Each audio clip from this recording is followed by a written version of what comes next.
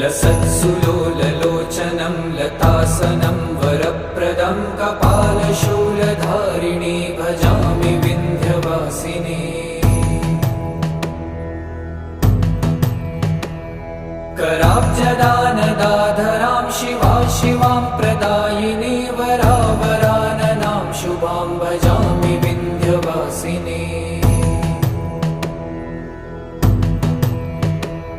कपीन्द्रजामिनी प्रदां त्रिधा स्वरूपधारिणी जले थले निवासिनी भजामि विन्ध्यवासिनी।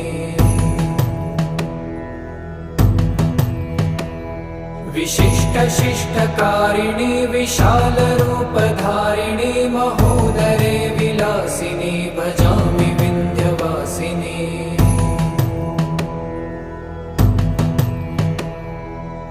पुरन्दरादिसेविता